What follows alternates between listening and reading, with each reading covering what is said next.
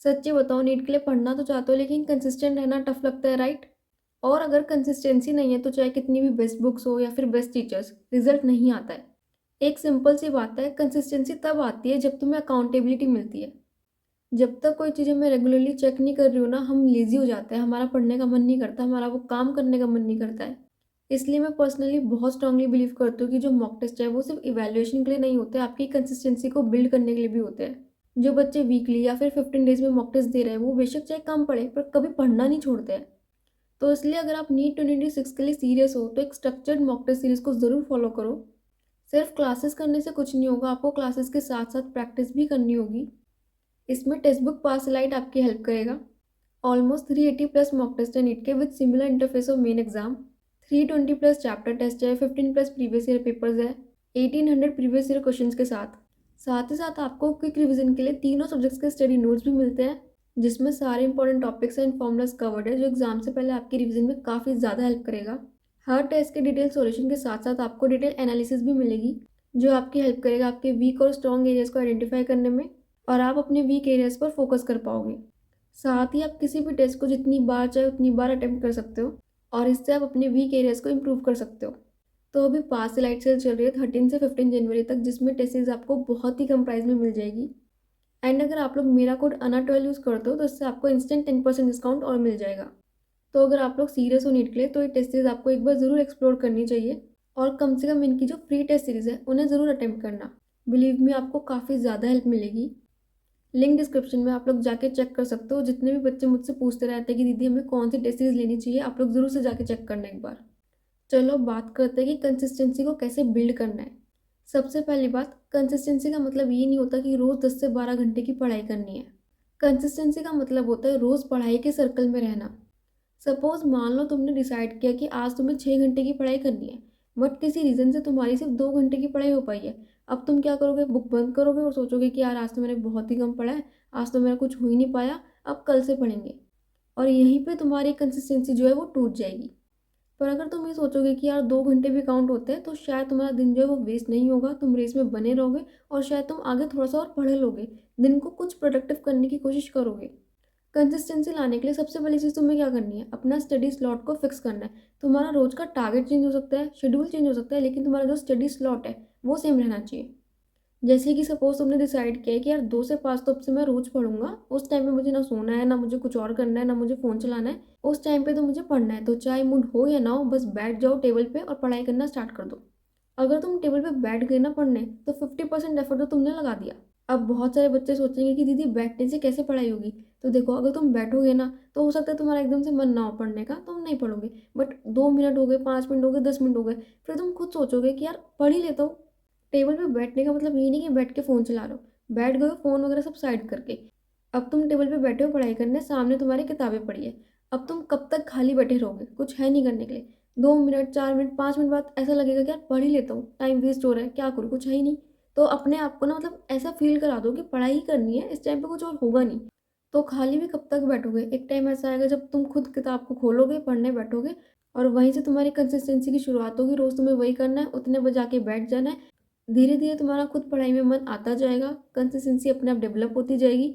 तुम्हें बिल्कुल भी जोर नहीं लगाना पड़ेगा कि यार 2 बज गए, बैठने जाना है, पढ़ाई करनी है टेबल पे, पर अपने आप तुम जाओगे पढ़ने। तो ये सब धीरे धीरे होगा, बट स्टार्ट अभी से करनी पड़ेगी। अब तुमने स्टडी स्लॉट फिक्स कर लिया, उस टाइम पे तुम्हें बैठना है टेबल पे पढ़ने, तो पहली चीज़ तो तुम्हारी हो गई। अपने आप कुछ टाइम बाद तुम किताब खोलोगे, पढ़ना शुरू कर दोगे, लेकिन उसे मेंटेन करना भी ज़रूरी है। अब क्या होगा काफ़ी सारे बच्चों के साथ कि वो बैठ गए हैं, आधा घंटा पढ़ा, अब मन नहीं कर रहा पढ़ने का, अब उठना है। आधा घंटा पढ़ा, अब बिल्कुल भी मन नहीं कर रहा है पढ़ने का, अब मन कर रहा है फ़ोन चला लूँ, सो जाओ। तो ये चीज़ें आपके साथ होगी। तो अब इसको कैसे डील करना है, तो मैं आपको वही ट्रिक बताऊँगी जो मैं खुद भी फ़ॉलो करती हूँ अभी भी। तो जब मैं पढ़ने बैठती हूँ और मैं देखती हूँ कि यार मेरा जो लेक्चर है वो 2 घंटे का लेक्चर है, और मैं आधा घंटा पढ़ने के बाद मेरे को ऐसा लगता है कि यार अब और पढ़ने का मन नहीं कर रहा, मैं थक गई हूँ और छोड़ने का मन करता है, तो मैं ये नहीं देखती कि यार मेरा 1.5 घंटे का लेक्चर बचा है, कैसे होगा, ये पूरा करके ही उठूँगी। क्योंकि 1.5 घंटा बहुत ज़्यादा लगता है देखने में। अगर मैं ये सोचूंगी ना कि यार ये पूरा होगा तभी मैं उठूँगी या तभी मैं कुछ और करूँगी, नहीं करेगा मन बिल्कुल भी देखने का। मैं सोचूंगी यार 1.5 घंटा बहुत है, नहीं हो पाएगा, अभी मेरे को उठना है। पर वॉट आई डिड, मैं ये कहती हूँ खुद से कि यार 10 मिनट को और देख ले, फिर खड़ी हो जाइए। तो 10 मिनट तो ऐसा लगता है यार कि ठीक है, हो जाएगा, 10 मिनट की बात है, देख लेते हैं। फिर जैसे ही 10 मिनट ओवर होते हैं, फिर मैं अगेन बोलती हूँ 10 मिनट और देख ले, फिर खड़ी हो जाइए। तो फिर 10 मिनट देखती हूँ, फिर जब जैसे वो ओवर होता है फिर खुद से अगेन बोलती हूँ 10 मिनट और फिर। तो आप समझ पा रहे हो मैं क्या कहना चाह रही हूँ। अगर मैं ये बोलूँगी कि यार 1.5 घंटा पूरा होने के बाद मैं उठूँगी या तभी मुझे ब्रेक मिलेगा, तो मेरे से नहीं होगा, मैं गिव अप कर दूँगी उसी टाइम कि भाई नहीं हो रहा। लेकिन मैं 10-10 मिनट बोलती हूँ। 10 मिनट करना ऐसा लगता है यार ईज़ी है, 10 मिनट हो जाएगा और फिर जैसे ही होता है तब मैं बोलती हूँ अगले 10 मिनट के बाद। तो इस तरह मुझे पता नहीं लगता कि कब मेरा पूरा लेक्चर हो गया और मेरा उठने का मन ही नहीं किया फिर। तो अपने आप वो धीरे-धीरे हो जाता है। तो what I am trying to say, छोटे-छोटे स्टेप्स लो। अगर आप बैठोगे, आप सोचोगे यार 3 घंटे का पूरा लेक्चर निपटा के उठना है। आधे घंटे में ऑटोमेटिकली आपका मन करेगा कि नहीं हो रहा, उठ जाता हूँ। लेकिन आपको ये नहीं देखना जब 2.5 घंटे का बचा है, 1.5 घंटे का बचा है, डज़न्ट मैटर। खुद से बस इतना बोलना है, 10 मिनट का और देखना है, फिर उठ जाऊँगा। फिर जैसे ही वो खत्म हो जाए 10 मिनट का और। ऐसे ही अगर आप लोग क्वेश्चन प्रैक्टिस कर रहे हो, थक गए कर के, नहीं हो रहा है, बस ये बोलो 2 एमसीक्यूज़ और कर लो फिर उठ जाऊँगा। 2 होते हैं नेक्स्ट 2, 2 होते हैं नेक्स्ट 2 या 5-5 करके भी कर सकते हो। तो जो आपके ब्रेन को ईज़ी लगे ना वो टारगेट लो। लाइक अगर आपको लगे कि 5 भी बहुत ज़्यादा है तो 2 का ले लो। अगर आपको 2 भी ज़्यादा लग रहा है तो 1 का ले लो कि बस 1 एमसीक्यू और फिर उठ जाऊँगा।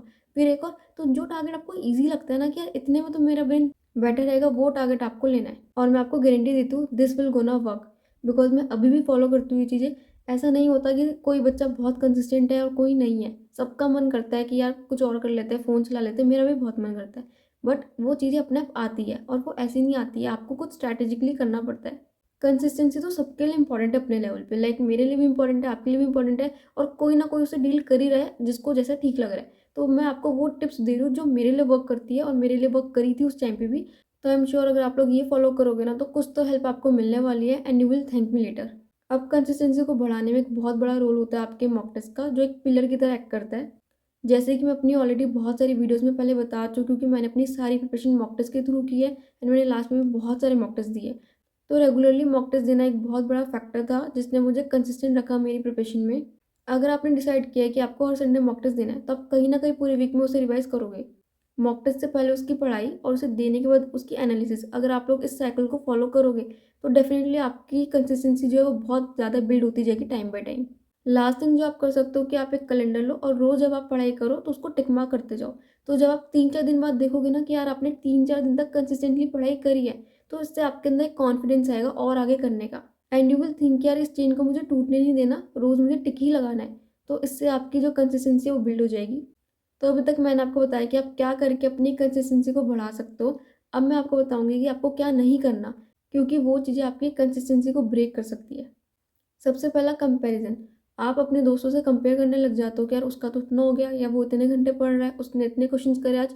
अब आपके सपोज़ किसी फ्रेंड ने 100 क्वेश्चंस करे और आपने 40 किए, तो आप ये सोचोगे कि यार उसने बहुत ज़्यादा पढ़ा, ऐसे ही बाकी बच्चे भी पढ़ रहे होंगे, मैं तो बहुत पीछे हूँ। और ये सोच के आप डिमोटिवेट हो जाओगे और फिर आपका मन नहीं करेगा आगे पढ़ने का। यू विल थिंक यार मुझसे तो कभी हो ही नहीं सकता, मैं कितनी भी कोशिश कर लूँ, मैं पीछे ही रहूँगा हमेशा।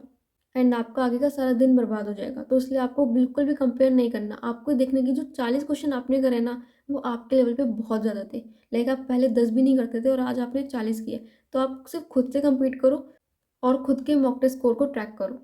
एक और चीज़ है आपका बैकलॉग का फ़ियर। बहुत सारे बच्चों को इस वक़्त बहुत सारा बैकलॉग है। तो आप लोग सोच रहे होंगे कि कैसे कवर होगा? ये सब सोचने के चक्कर में ना आपके पास जो टाइम है आप उसे यूटिलाइज़ ही नहीं कर पा रहे हो। अभी जो करंट आपका चल रहा है उसे आप फ़ॉलो करो पूरा अच्छे से। जो भी आपका बैकलॉग है उसमें से रोज़ एक टॉपिक लो, उसे कवर करो। धीरे-धीरे करो, कवर हो जाएगा। लेकिन अगर उसका डर में बैठे रहोगे ना तो जितना भी टाइम आपके पास अवेलेबल है उसको यूज़ नहीं कर पाओगे। जो बैकलॉग है वो तो बैकलॉग ही रहेगा, प्लस जो और आप कर सकते हो आप उसे भी बैकलॉग में इंक्लूड करते जाओगे। तो ये गलती आपको नहीं करनी है। एंड लास्ट थिंग है कि बहुत सारे बच्चे मोटिवेशन पे डिपेंड होते हैं कि मोटिवेशन आएगी तब करेंगे। देखो आप कितनी भी मोटिवेशन ले लो, इट इज़ टेम्परेरी। ठीक है, कोई भी आपको परमानेंटली मोटिवेट नहीं कर सकता। तो आप कुछ टाइम के लिए हो सकते हो बट देन आपके अंदर खुद से होना चाहिए। तो सेल्फ मोटिवेशन सबसे बड़ी चीज़ है। तो इसलिए ये नहीं सोचना कि यार कोई मोटिवेट करेगा तब हम पढ़ेंगे। नहीं, इस चक्कर में आप बहुत सारी यूट्यूब वीडियोज़ देखोगे, बहुत ज़्यादा अपना टाइम वेस्ट करोगे। ये सब नहीं करना। थोड़ा-सा अपने अंदर सेल्फ मोटिवेशन रखो। अब अगर आप लोग अपनी प्रिपरेशन अभी स्टार्ट कर रहे हो, सोच रहे हो कि यार मैं तो बहुत ज़्यादा लेट हो चुका हूँ, काफ़ी ज़्यादा टाइम वेस्ट हो चुका है, अब तो बहुत कम टाइम बचा है, क्या मेरा हो भी पाएगा या नहीं? तो इस वक़्त आपको इस सब के बारे में नहीं सोचना बिल्कुल भी। द ओनली थिंग जिसके बारे में आपको सोचना है कि मैं कल से बेटर बनूँगा या नहीं। हर दिन आपको यही ट्राई करना है कि आप खुद का बेटर वर्ज़न बनो, जितना आपने कल पढ़ा था उससे ज़्यादा पढ़ो, बस इसी के ऊपर आपका फ़ोकस होना चाहिए। जब नीट 2026 का रिज़ल्ट आएगा, आप लोग अपना स्क्रीन पे रिज़ल्ट देखोगे और जब आप सिलेक्ट हो जाओगे एक बहुत अच्छी रैंक के साथ, तब आपको याद आएगा आपने एक भी दिन अपनी चेन ब्रेक नहीं होने दी एंड यही आपकी कमबैक स्टोरी होगी।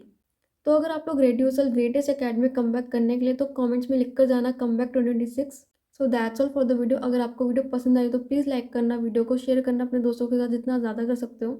चैनल पर अगर नए तो प्लीज़ सब्सक्राइब जरूर करके जाना, बिना सब्सक्राइब किए प्लीज़ कोई मत जाना। आपको तो बस एक बटन ही दबाना है फ्री में, तो प्लीज़ दबा दो गाइज और जल्दी से मेरे 15 के सब्सक्राइबर्स करवा दो। मुझे बहुत ज़्यादा मोटिवेशन मिलती है जब आप लोग सब्सक्राइब करते हो, तो प्लीज़ कर दो गाइज। वीडियो में कोई भी डाउट हो तो आप लोग मुझे कमेंट्स में बता सकते हो। नेक्स्ट वीडियो किस टॉपिक पर चाहिए ये भी ज़रूर बताना, और ये वीडियो कैसी लगी ज़रूर बता के जाना। I hope this video helps you. And एक और सरप्राइज आप लोगों के लिए मेरे पास, आप लोग मेरा पर्सनल टेलीग्राम चैनल ज्वाइन कर सकते हो, जिसका लिंक आपको डिस्क्रिप्शन में मिल जाएगा। वहाँ से जाके फटाफट उसे ज्वाइन कर लो। वहाँ पे आपको नीट का बहुत सारा फ्री मटेरियल मिलेगा जो आपकी काफ़ी हेल्प करने वाला है इस जर्नी में। वहाँ पे आपको बहुत सारे रिसोर्सेज मिलेंगे जो सेल्फ स्टडी वाले स्टूडेंट्स के लिए तो काफ़ी ज़्यादा यूज़फुल होने वाले हैं। बुक्स के PDF, notes, mock test and many more things. So it's free, आप लोगों के लिए बनाया, तो प्लीज़ जाओ उसे ज्वाइन करो।